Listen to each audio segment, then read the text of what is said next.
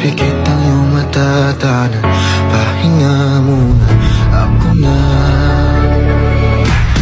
Huwag mag-alala, ipikit ang iyong mata, tanan, pahinga muna, ako nang bahala. Mas masalawas ang ginagawa, pahinga muna, ako na.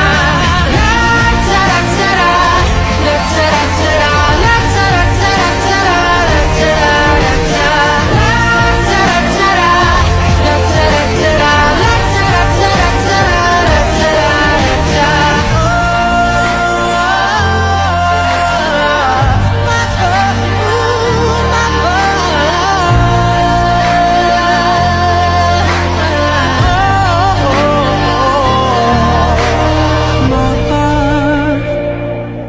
pahinga muna.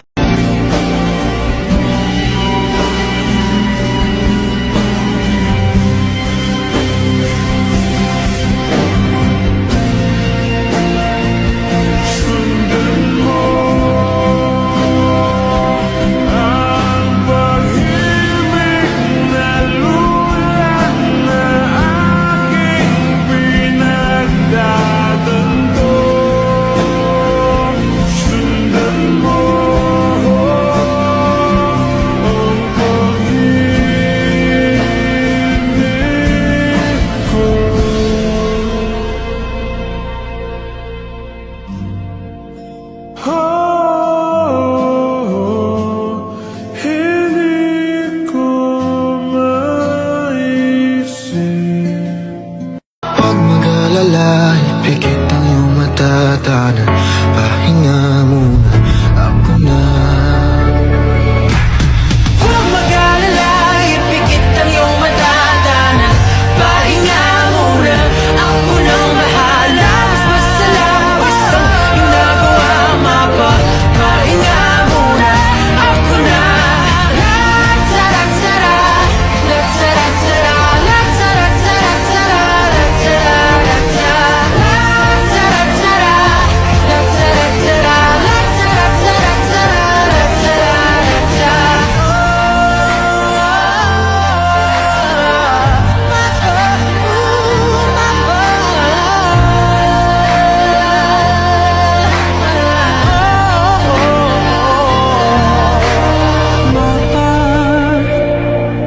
pahinga muna.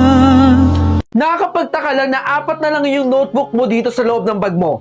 Hindi ba't binilang kita ng 5 piraso? Sinobrahan kita ng 1 para meron kang extra notebook na gagamitin sa school.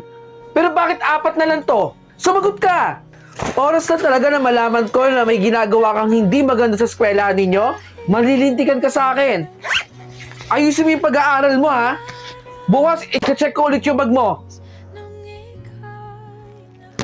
Napakabura mo talagang bata ka! Sakit po, ma! Sakit po. 3 pirasong lapis ang binili namin para sa'yo. 2 na lang to. Ang mahal-mahal na bilihin ngayon, anak. Dapat naman pahalagahan mo yung mga bagay na binibili namin para sa'yo. Malaman ko lang talaga, malilintikan ka sa akin. Tandaan mo yan. Oh.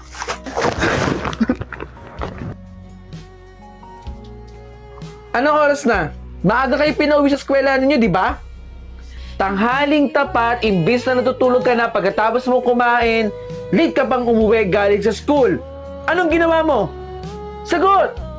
Doon lang po ako galing sa school, ma. Aba, sumasagot ka na. Eh, sabi po ninyo sumagot ako.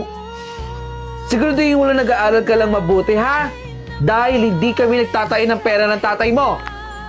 Ma, pwede mo po ba akong baunan? Sabado ngayon na. Wala kayong klase, anak. Opo, alam ko po.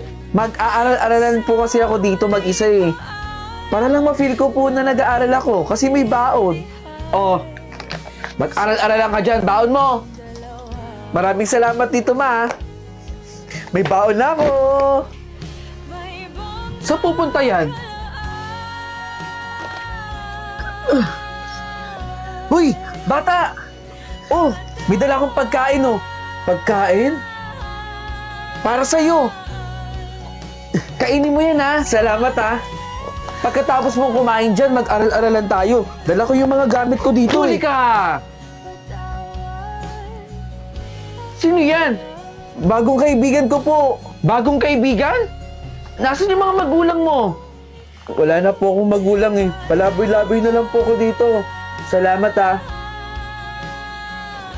Ito oh. Notebook, tsaka isang lapis. Oh. Baka magalit sa'yo yung mama mo. Hindi naman magagalit sa akin yung mami ko eh. Di ba gusto mo mag-aral? Hindi para sa'yo na yan. Magsulat-sulat ka dito. Naku, uuwi na ako ah. Bye!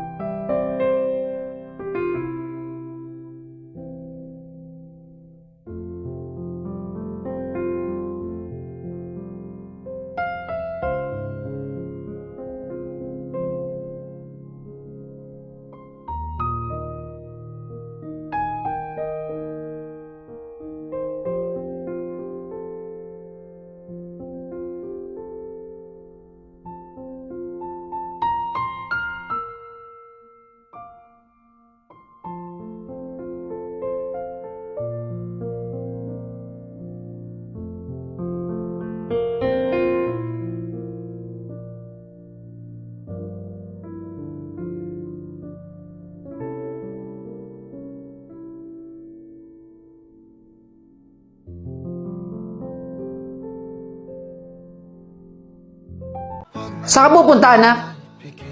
Ang aga-aga pa. Dala-dala mo pa yung laruan mo. Mamaya mawala na naman yan. Diyan lang po, ma, sa labas. May paglaro lang po ako sa mga kaibigan ko po. Siguraduhin mo lang na hindi mawawala yun. Malilintikan ka talaga sa akin. Ma, hindi po ito mawawala. Promise po. Pag tinawag kita mamayang umuwi, umuwi ka. Mapipingot talaga kita.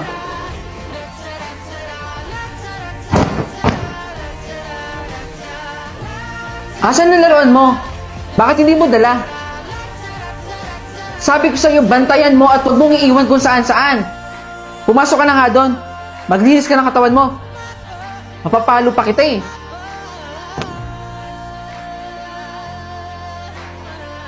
Kamusta ang tulog mo, anak? O baka naman nagtulog-tulugan ka lang. Teka. Lalabas ka na naman? Iwan mo yung laruan mo dito. Panigurado akong mawawala na naman yan. Ma, promise po, hindi po ito mawawala. Siguro mo lang hindi mawawala yun ha.